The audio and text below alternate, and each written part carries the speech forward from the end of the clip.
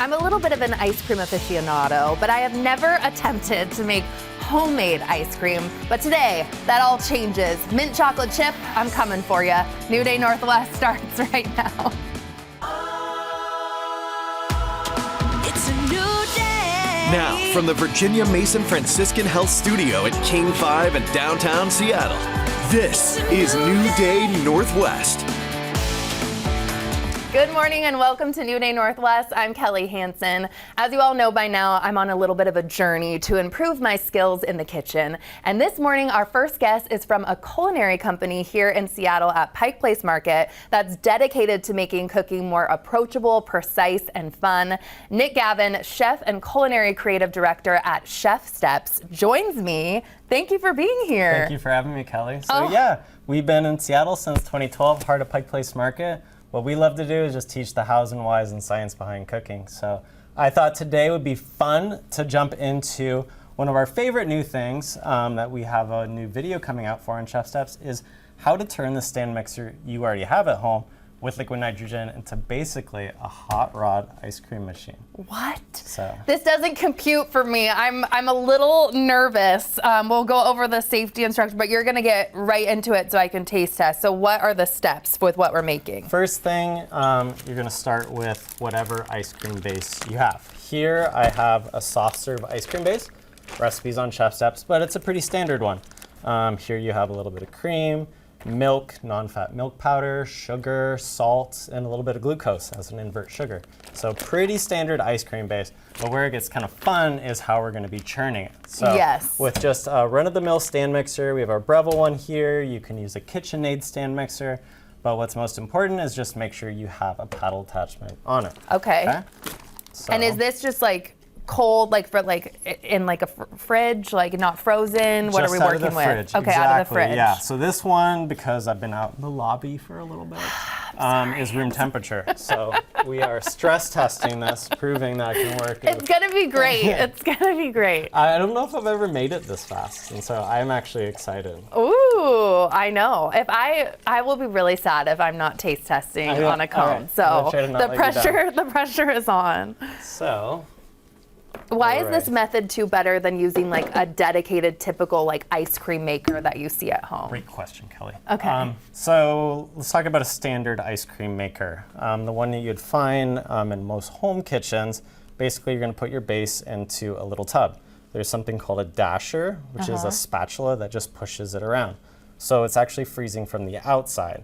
So as it freezes on the outside, the dasher, the spatula, is scraping that frozen ice cream and incorporating it. Oh. So though this is convenient and super easy to do, the problem with that is as it's shaving off that ice, you get more and more ice crystals. And so though it'll be like really refreshing, still tastes great ice cream, it'll be a little bit more icy chunks in there. So it'll have a slower flavor release. But we're gonna be fixing that issue by using the stand mixer with liquid nitrogen. Ooh, okay. What are we doing? Is this where the big guns come in? Oh, jeez. Oh my gosh, this is a science experiment. It is, yeah. What? So you don't need gloves? You should wear gloves. Okay, yeah, you're Kelly. just an expert. Yeah. Whoa, I feel like I'm in science class. Okay. Yeah, I guess we should start with the safety things.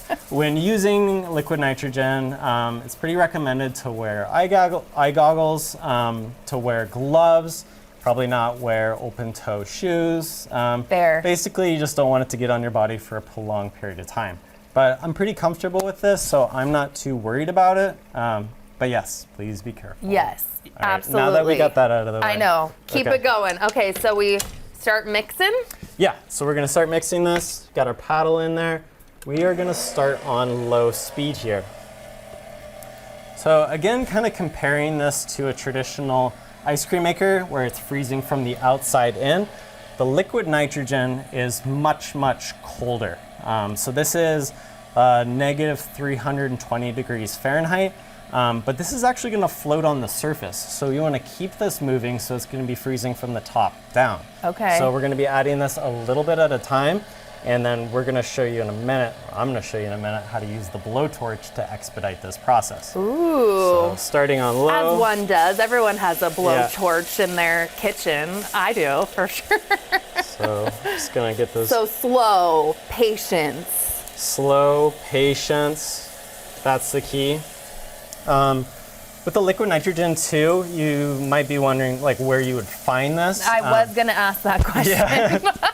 So with the liquid nitrogen, we get it through a company like Prax Air. We get it through Lindy Welding down in Soto, but any welding supply store will sell it. We like to use liquid nitrogen though because it's the most like over-the-top method. That's kind of what we like doing at ChefSteps. You can, if you want to go one step lower, use things like dry ice, which is negative, I think 109 degrees Fahrenheit. Still very cold. But there's a few different ways you can do it. On ChefSteps, we teach you how. Like the sound is different as it's like going. Is that Exactly. because okay. A lot of this is listening to the sound because all that vapor is coming up. You can't really see what's happening in there. So here you can hear that sizzling sound. Yeah. It almost sounds like a frying. That means the liquid nitrogen's still on the surface, just kind of bubbling around. So. And then you start speeding it up gradually? Yeah, we're gonna speed it up. This speeding it up is gonna kind of push the vapors away and we can get an idea of what's happening in there. So you can see here, Kelly, on the edges, there's some chunks. Yeah. So as it's spinning, the liquid nitrogen gets pushed to the side and those are just chunks of frozen ice cream. So now that's where the blowtorch comes in. So you're gonna freeze it, melt it, freeze it, melt it. It's kind of a dance in a way. So. This is blowing my mind. What? We're just gonna So hit the edges. You're doing the bowl, the edges of the. Just the edges, and you see how it melts back into it? Yeah. Yep. So we're gonna turn the speed back up. How many times are you doing this, or is it differ every time you're making ice cream and you kind of just have to look at the consistency? Great question. A lot of it's just looking at the consistency. There's also a lot of variables too. The temperature of the ice cream base that went into it, how big of the batch size is, and volume. But I would say going back and forth, it might be like 8 or 9 times or so. You can really crank this out fast if you're not talking, but it's a really fun process. Like for like at a party or a sorority. You know about sororities. I do. I looked you up. Me up? Oh University of Montana. Theta. Shout out to all my Thetas out there. You did. I did. This would be a crowd pleaser for sure there. Why don't you drop cone is those coming. berries in there Oh, for I me? can? Yeah. I'm going to go really slow because I'm nervous over here. What is happening to the berries? They're just going to get We're going to cryo shatter those berries. cryo shatter. They're going to freeze all the way through, and then they're going my to God. break super easily with just a little tap of a spoon and break into like little pods with all the juice. I really feel like I'm like a mad scientist over here. This is very fun. And then you can put like sprinkles, different like toppings kind of in the ice cream too, whatever you fancy. Yeah. Should I do all the berries, Nick, or Let's how do am I it. doing? Throw 'em Okay, all. let's get crazy. And these are gonna break, you said. Like they're gonna. Whoa. Do you just have like a ton of like this liquid nitrogen at your house? We do. Just kicking it? Oh, not at my house. Okay. No. Okay. All right, I feel like the berries are doing a good job. How's everything going over there? Just about done. Really? Yeah. Oh my gosh. Is this one of your favorite things to make at home, would you say? At home I'll do it with dry ice. Yeah. Oh, okay. Yeah. To make it a little easier. A little bit easier. Yeah, I just swing by a QFC, grab the dry ice, crush it up, and you just slowly add it in. This is dinner and a show. I am seeing the consistency. Okay. Almost there. Whoa. One more blowtorch, and then it goes in here, I know. And then you're going to be able to. Then we're going to be able to pipe it into the cones. Okay. And that's just going to mimic the texture or appearance of a soft serve machine. Ooh, the consistency in here looks absolutely delicious. All right, hopefully this is the last one. I talk too much. I Kelly. know. Okay, well, it's looking good, like ice cream. Oh Okay, I think it's time. And one last one. Woo! Okay, we have less than a minute to try. You're down to the wire. Down to the wire. It looks like whipped cream. Look at that. Okay, so it's going in the piping bag. I literally cannot wait. My mouth is watering. So you fill that up as best you can. Yep. And then it goes in my little cone. Beautiful texture. Oh, it's That like looks marshmallows. beautiful. Oh my gosh. My whippy dip, my homemade whippy whippy dip. This is magical. Okay, taste test time. Check it out. We got our berries too. Oh my gosh, thank you so much. This is amazing. And next up, since it's high wedding season, you might be wondering what to wear to those summer events. Later in the show, stylist Darcy Camden has the answer no matter what the dress code. From formal to garden to casual, we've got the looks coming up. But up next, the Village Theater is here with a performance of their new show, The Color Purple, so stay with us.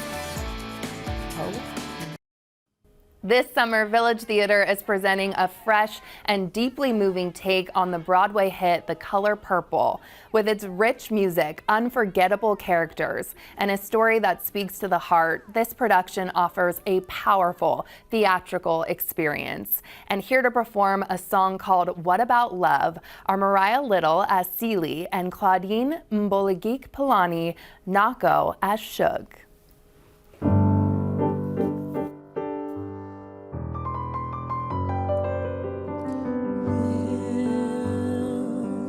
You be my light in the storm. Will I see a new world in your eyes? With you, my whole spirit rise. And what about hope? What about hope? What about joy? What about joy? What about tears when I'm happy? What about wings when I fall? I want you to be a story for me that I can believe in forever. And what about love?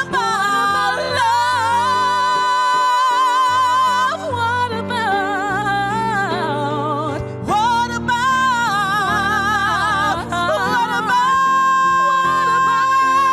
about you and me? You and me, baby. What about love?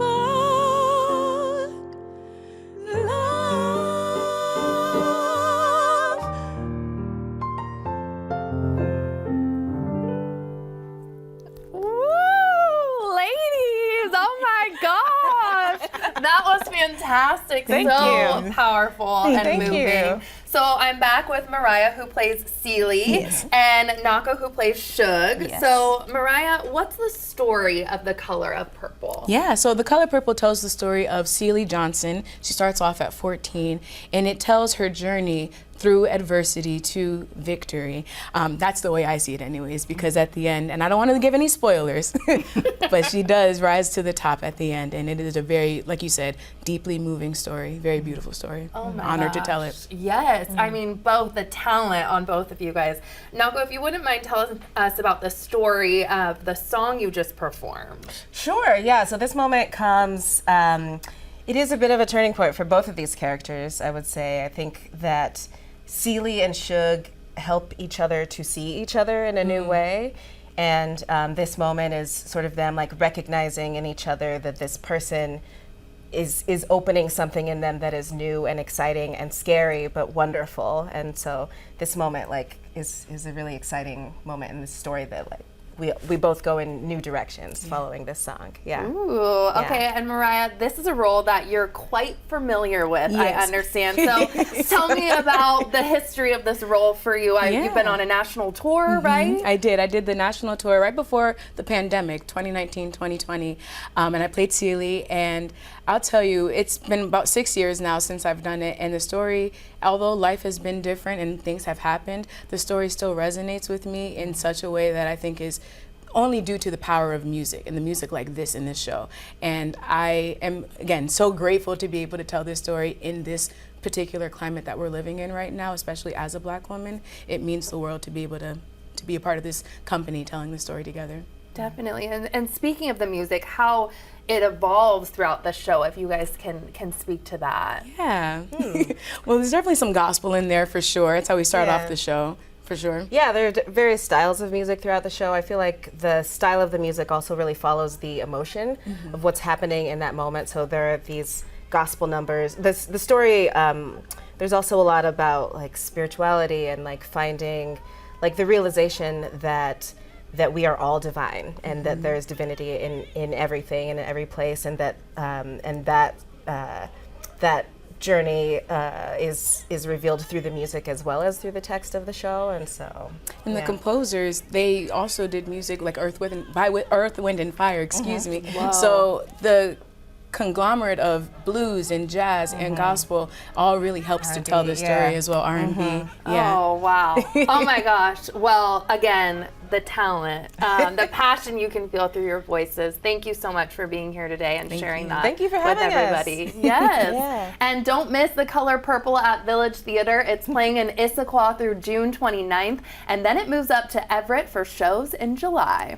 And then next, when we come back, things are going to get a little bit sticky. I'm dipping chocolate with Mercer Island's O Chocolates, a sweet mess after the break. My next guest has a dream job for sure. She's a chocolate maker and it runs in the family. O Chocolate on Mercer Island started in 1984, and since then 3 generations have been creating artisan chocolates and teaching others how to do it. Owner Margot Masaoka joins me now. Thank you for being here. Oh, it's my pleasure, Kelly. This is so exciting for us. Oh my gosh, it's so exciting to have you here. So before we dip into this chocolate and taste test, please tell me first how O Chocolate started, if you don't mind. Oh, no, it's a pleasure. It's my mom. She's the one that started it all. She had this passion to make chocolate since she was a little girl in Honolulu. She was only 7 years old, and she told us after we grew up, she says, you know, girls, when I was little, I was only 7, and I opened up a Baby Ruth candy bar, and she said, I looked at it and turned it over and over in my hand, and all I could think of was, how do they make this? Most little girls, right, they just pop it in their mouth and run off. True, like me. Yes, like all of us. But she wanted to know, and what's so fascinating is this passion stayed with her through the years. As she became a teen, she learned through a wonderful lady that taught, an Austrian pastry chef, taught her baking. Wow. And she didn't know at that time that's a stepping stone into doing things with chocolate, but it really helped her. And the next thing is she wanted to know more about chocolate, so she started her own getting classes, correspondence courses, didn't have online back then. Right. And so she learned all on her own, and through the years she learned more and more. And then your dad got involved yes, too. my dad got involved. They were high school sweethearts, and No it was way. so cute. And she made wonderful things because she took all the home ec classes, wanting to learn more and trying to get to know more about chocolate. So then they got married later on, and I found out later, he told us, that's when I found out my dad absolutely loved chocolate. He said he was a soldier, and he was a lieutenant in the war in New Guinea, and he said he happened to be like a sniper, an extra sharpshooter. So they'd put him alone somewhere at night, and he said it got lonely in those evenings, and he would get his chocolate, which he saved from the K rations they gave him. Yeah. He didn't smoke, so he traded all his cigarettes for the chocolate, you know? And so he said he'd get that chocolate and put a little bit in his little, what is that thing they melt in, their little tin? Yeah. And then he'd spread it on a little hardtack biscuit and take a bite and go, oh, chocolate. home. It's wonderful. You're going to show me too how to dip, Yes. and we're going to taste too. So what are we going to do today? Okay, well, I wanted to give you a quick demo, and then you get to Please. put your hands in the I chocolate. know, I got my gloves on. I'm ready. So dipping is quite a process, and chocolate is very temperamental, and you can only work with it between 60 and 68 degrees. So our shops are very cold. Okay. And usually there's granite everywhere, but today we're just gonna We're making it wing work. it. Yes. Yes. So I'll just show you a little demo. This is our dark, rich French chocolate, the only kind we use. We'll tell you about it in our chocolate classes, why we picked this, what my mom did. I mean, it's an amazing story. Delicious. So what you do is, now I'm going to do it without a glove because it just works for me. You dip with the hand you write with. I'm a lefty. Okay, so I'm a you're righty. So that's perfect. And then I'll show you really quickly. Yes. And this is a tempering process, which means you want to get it to, in our melters is about 105 degrees. And so when you put your hand in it, when we have our chocolate classes, it's kind of hot. So you got to get it down to about 86 degrees. Makes sense. Yes. And so we show our students how to do it, and you actually put your hand in there and just wow, you really have a good do. time. Yeah, and Have a good time. Margot's having a great time. And my mom would lift it up and talk and laugh. And So before can we I do pour a it, yes, little? you can start. Go ahead. Okay.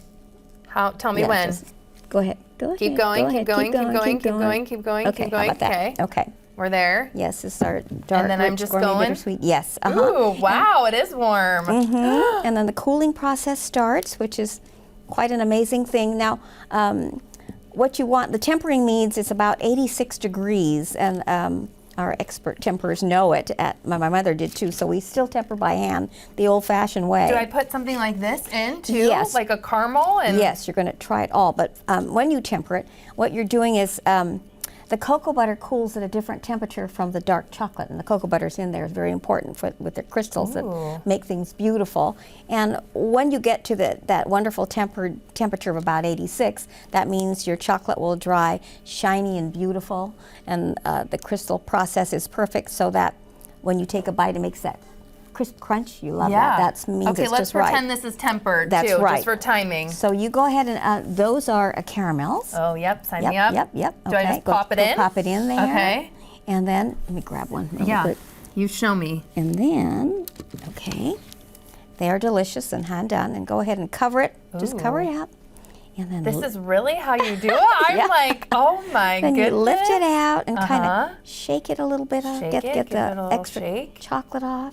Yep. And then turn it upside down and put it there. Put a little curl on top if you can. And Oh wow! there you Yours go. is totally different, but I'm gonna keep. That's beautiful. I'm gonna keep going. How long would Yes, something like yes. that? You know. And you'll know it's tempered properly. You don't have to worry about it today. But if, as I was saying, the cocoa butter cools at a different temp from the dark, and if it wasn't tempered properly, the cocoa butter floats to the top and you get a white haze. Not pretty enough for our cases. They have to be shiny and lovely. So that's what they call bloom sometimes. It tastes delicious, but it's not pretty. Oh, so that's and the I know you tempering have process. classes which are amazing Yes. at the Oh, they're shop too. fun. I am You definitely have to going come. to check Yes. one of those out. Thank you so much for showing Oh, me how to do this sure. today, and I'm Yeah. going to taste as we go to break. Okay. This is so amazing.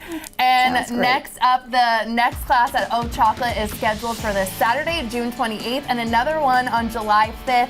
Their website has all the details on how to sign up, so definitely check that out. And then when we come back, we're visiting the Rhododendron Species Botanical Garden in Federal Way, and we're getting some unique insight on why Central America should be your next travel destination, so make sure to stay with us.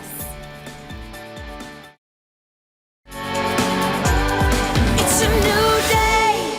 Tucked away in the heart of the Pacific Northwest, the Rhododendron Species Botanical Garden is Federal Way's hidden gem. It's home to one of the largest collections of rhododendron species in the world, offering visitors a rare glimpse into the rich biodiversity of these iconic flowering shrubs. New Day's Gloria Angelin recently visited the beautiful garden.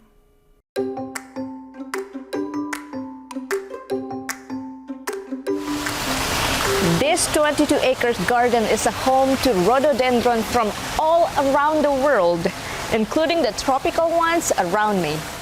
These plants normally grow in Indonesia, Papua New Guinea, and other tropical countries. About 300 to 400 rhododendron species are tropical in origin, and you'll find many of them growing inside this Federal Way greenhouse. But wait, there is more. If you ever wondered what it feels like to walk at a Japanese bamboo forest or in the Himalayan forest, come and take a walk at the Rhododendron Species Botanical Garden because there is more to see. Rhododendron is a huge genus and almost all of them are very ornamental. This is actually a world famous place for having, it's all rare plants. So that's why we're here, is to conserve not only the rare rhododendrons but also the plants again that grow with them that are incredibly endangered in the wild. Believe me, people come here and go, oh my God, I can't believe all the cool plants that are growing here that I've never even seen before. Rhododendrons are vital to the environment in the habitats where they're native. They support wildlife, biodiversity, soil health, and of course, human well-being. A blue poppy. What do you like about this place? Oh, it's so quiet and smells so good, and it's just lovely. It's just a lovely little escape. This botanical garden was started by some plants lovers who created a non-profit organization that not only does conservation but also research and provides comprehensive education to the community. A lot of the original garden back in the 1960s and 70s actually was grown from plants that were imported into the United Kingdom 100 or 150 years ago, and we took cuttings from those plants to start a collection over here in North America. So we grow a lot of species magnolias and maples and the Himalayan blue poppies and primroses and ferns, things like that that grow naturally with rhododendrons in the wild. If you're wondering when is the best time to visit this beautiful garden, the answer is every day. But I will guarantee there is something in bloom here every day of the year. So we have stuff year round. Beautiful. And my next guest also hails from Federal Way. Ron Podmore is the host of a travel documentary inspiring us all to get out and explore Central America. The Best of Central America, Secrets of El Salvador's Success is streaming now on Amazon Prime. And Ron joins me now with some travel insight. Hello. Good morning. So tell us first about the travel documentary. I've been very fortunate. Great to be here, by the way, at the King 5 Studios. Thank you. I was inspired by many of my migrant students to take a look at their countries of Guatemala, El Salvador, and Honduras.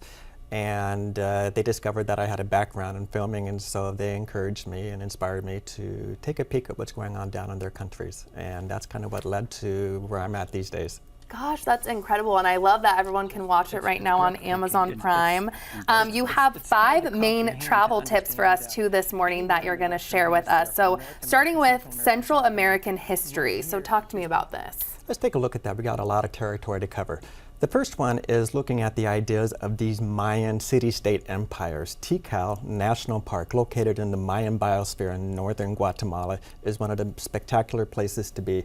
And it offers opportunities for students and actually for travelers to discover these Mayan city-states. Slightly to the north of Tikal National Park, you're going to have arguably the world's largest pyramid base, and that is that of El Danta, which is on the border of Mexico and Guatemala. And that is up there in the sizes of what is considered with the Egyptian pyramid and so forth. So these are a lot of unearthed pyramids that are still being discovered to this very day.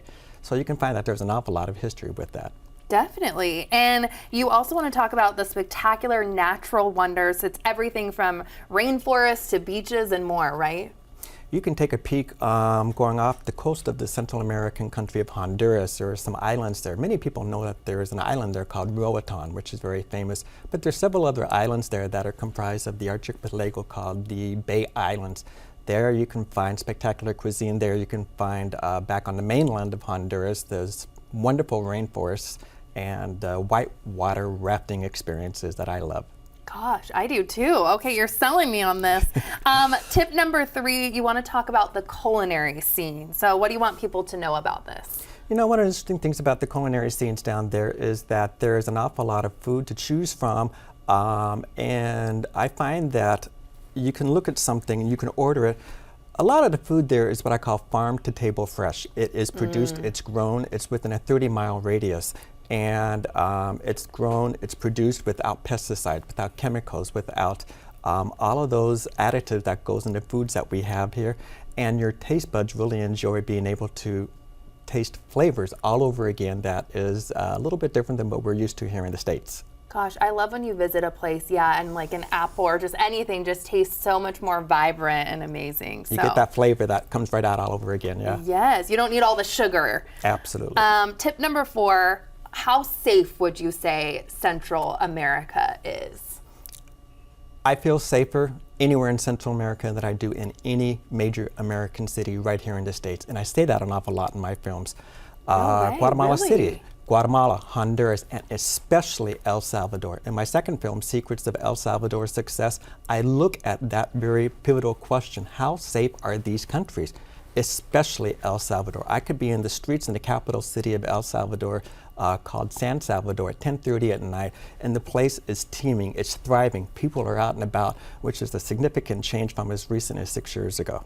Gosh, so do you think there's some misconceptions around that then with like safety and people traveling to Central America and maybe being a little worried? Like, it's still there. Keep your wits about you, stay in the main tourist travel spots, and I guarantee you're going to be safe and you're going to have an exceptional time down there. ooh, okay. And your last tip, I like this one, although I do love taking photos. Put your smartphone away. What do you want people to know about this? Absolutely. You know, it's a photographer's paradise down there in Central America, and everybody wants to take their Instagram pictures. Everybody wants to do their social media feeds. Put the camera away. Let your mind and your heart take those pictures. You know, increasingly we find that we are looking at the ideas of being able to put everything on this electronic device. Sometimes it's important for us to be able to memorize events with what we have up here. And I find between that and, of course, taking your social media and everything, set it aside. Breathe, experience the vibrancy and the culture that has everything to do with Central America. And as I always say, travel with purpose. Experience the best of Central America. Life does begin outside your comfort zone. Ooh, I like it. What's the best time to travel to Central America? Do you have like any specific times of the year that we should be traveling there? While it's summer here in Washington State, it's the rainy season in Central America. And I find that once the rains end, right about mid-September to about the middle of May is the best time to travel. So you can think of student spring breaks, you can think of your Thanksgiving breaks, you can think of your Christmas vacations and so forth. You can leave out of SeaTac at 5:30 in the morning and be down there in time for dinner. You can make a great long weekend getaway out of it. Done and done. Ron, thank you so much for being here. We really appreciate it. Appreciate your time. Thank you very much. Yes. And if you want to explore closer to home, though, you may want to check out what's coming up next, Grays Harbor County. After the break, we'll show you why it's a weekend getaway like no other. Sometimes people will ask me for recommendations on the perfect day trip or weekend getaway, somewhere close to Seattle, but far enough to feel like a true escape. And one of my favorite answers is Grays Harbor County on the Washington coast. It's a refreshing blend of coastal charm, outdoor adventure, and laid-back small-town vibes. And it's ideal for anyone looking to unwind, explore, and really soak up the best of summer. So to help us make the most of our next trip, I'm thrilled to welcome outdoor enthusiast and proud Grays Harbor local, Amy Spoon. Hi. Hi, how's it going? Oh, so good. So you have 5 things that people should really explore to get the full experience, you're saying. Yes. And I want to just get right into it. Sure. So we're starting strong, beach activities, right? Yes, beach activities, it's a highlight in Grays Harbor County, and there's so much to do on the beach. I mean, from simple as taking your dog, letting your dog run around, do the zoomies out there. They love it. Clam digging is by far my favorite. You'll see me out there. Oh, we'll see you out there, You really? will see me out there any chance you get for clam digging. It draws tons of people every single opening. There's kite flying. Whether you like to do yourself, watch it. It's always going on. Horseback riding on the beach. That would be my dream. Yes, so there's always horsebacks on the trails, but imagine it on the beach. It's just a little bit different, and it's a lot of fun. It's great. Gosh, okay, and it doesn't really matter if it's the best weather or not. Like, I feel like just getting out on the coast, you just go with it. Yeah, I mean, even out at the beach, some of the fun things to do is storm watch. So even when it's really bad, watching the storms is a really cool time to get out there. Okay, and we're moving right along to Lake Quinault Lodge. yes. Okay, so the inside of the lodge is stunning, It right? is Tell me about it. Absolutely stunning. So picture rainforest, and then within a rainforest, you have this absolutely beautiful wooden fireplaces, nice and cozy. You have the lake right out there, so you have access to kayaking, fishing, paddle boarding, everything the lake has to offer. It's really, really pretty. And hiking around this area Hiking too? for sure. It's a must when you're up there. It's a really good central location for doing short hikes, long hikes. Up there we have the world's largest spruce in the entire world. The largest spruce tree? Largest spruce tree in the entire world. It is like 1 inch shy from 59 feet around. So super short hike to get there, really accessible, very cool to see. Whoa, and the payoff. Okay, Yeah. Coastal cuisine, Yes. Rediviva, right, is what we're Yes. starting with? So this is a absolute hidden gem in Grays Harbor County, and put it on your list if you're going to go there. Chef Andy Bicard there does some amazing, Look at that. yes, some amazing things with the menu. It changes almost every single day. So one of my biggest recommendations is go with some people.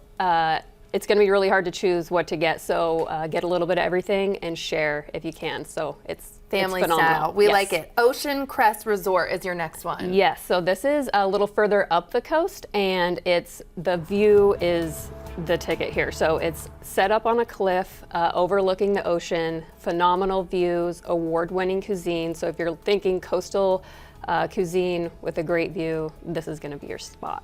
And then wineries, breweries, Oh. you got a lot of options? We do have a ton of options. We have them spread out all over, so no matter where you're going, you're probably going to find one close by.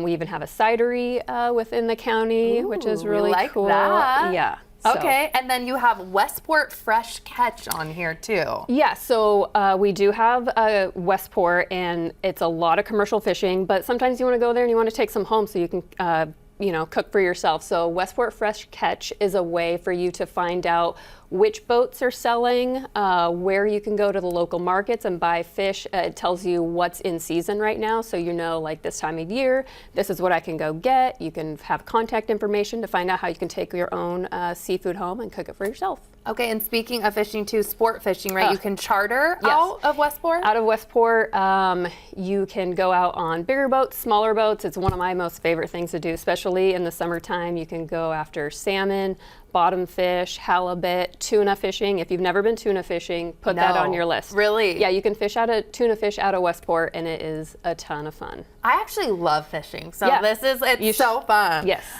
Okay, and you also have Seabrook, which I love this place. Tell me about Seabrook. Seabrook is its own little thing. So it's a coastal community out there on the ocean, and they've designed it to where once you arrive, you really don't need to get in your car anymore. You can stay there. There's the accommodations are great. There's food options, lots of food options. You're right on the beach. During the summer, they have like Saturday markets. They have like movies in the park. And you're kind of just set up to stay, bike around, just check it out. There's hiking, mountain biking. Once you're there, you kind of don't really need to leave. And they also have options for weddings. I've seen Ooh. weddings put on out there and larger events as well.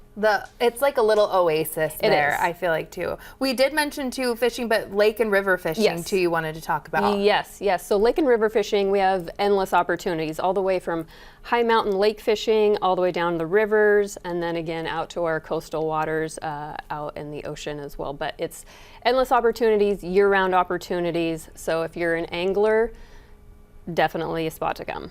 And you're a lifetime resident, so I you am. love it. You know what you're talking about. Yeah, I have everything outdoors, and so I wouldn't still be there if it didn't have the opportunities that I love to do each and every day. Such a special place. Thank you so much Yeah. for being here. No problem. And if you'd like more information about what Amy talked about, please visit the website that you see right there on your screen. And up next, it's wedding season, and we've got you covered, literally. What to wear for every occasion, even when it says casual attire. Stylist Darcy Camden has the answers and the looks. This portion of New Day Northwest is sponsored by Unforgettable Grays Harbor. It's a new day. It's peak wedding season, and chances are you have some invites hanging on your refrigerator. And are the words formal attire, cocktail dress, or even more confusing, casual dress, filling you with any wardrobe anxiety?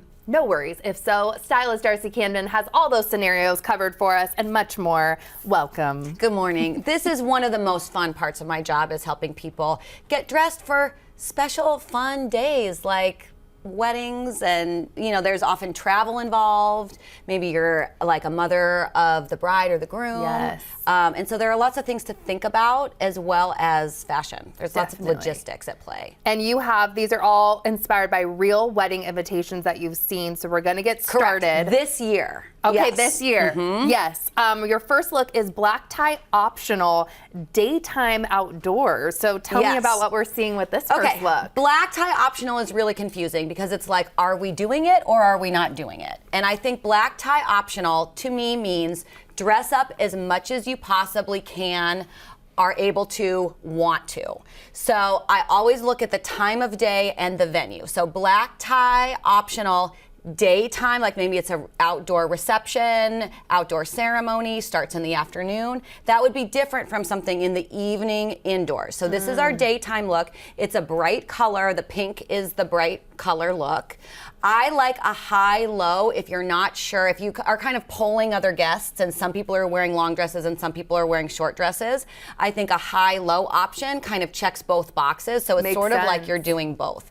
I love the little belt on the pink dress. This is from Zara. It's under $40. What? And I tell you guys, once I styled someone for a very fancy wedding, we spent an exorbitant amount on the dress, and then we put this belt on it, and all anyone was talking about was the belt. Incredible. And so then the other black tie look, this beautiful green, this is from a brand called Escape with an X. Ooh. And it is a scuba material, which is amazing. It is so comfortable. It absorbs sweat. What you need in the summer. It does not wrinkle. It looks as good in the morning as it would all the way to the night. So if you have a really long day, if you're in a lot of pictures, and I will say, if you are involved in any way in the wedding, you're a family member, you want to coordinate in some way, or at least not clash, go for green. Green every time. It's the number one thing I start with mothers of the bride or groom.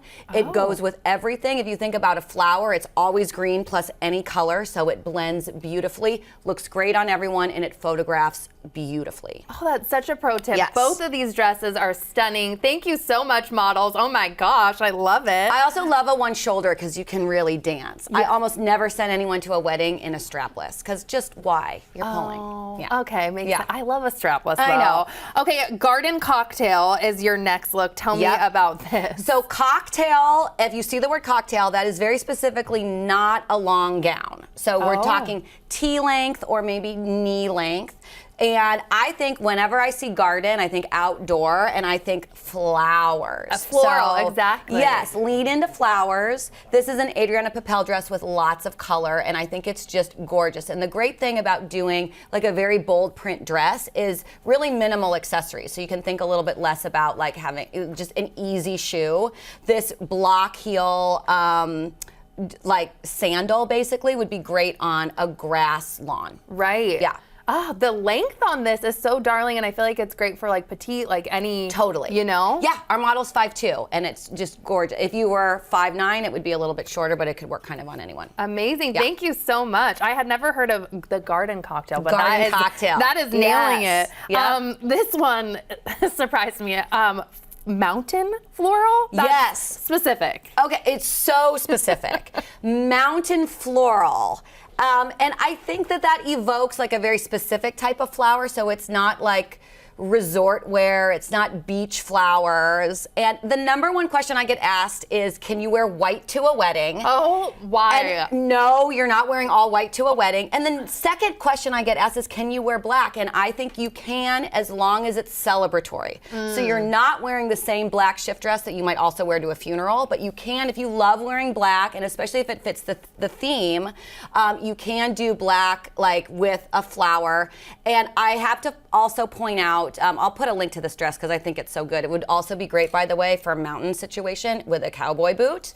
But the shawl thing is one of my top, like, give to people for weddings. It's this very sheer, it's got a sleeve, it ties in the front. It's so elegant, but you're also not fussing with it. Oh my gosh, thank you so much. That's perfect because I hate my shoulders and arms too, so we talked about that in one But in the summer, you don't want to be covered up, especially if Yeah. you're going someplace hot, you're going to be in the sun. So you want coverage, but you also need it to be sort of sheer and light. That's a great one. Last model, 2 models, right? Yeah. Casual, what are we seeing? I'm seeing this more and more. And Really? this really is, you want to take this note because this really is the only situation where if you don't want to overdress the bride.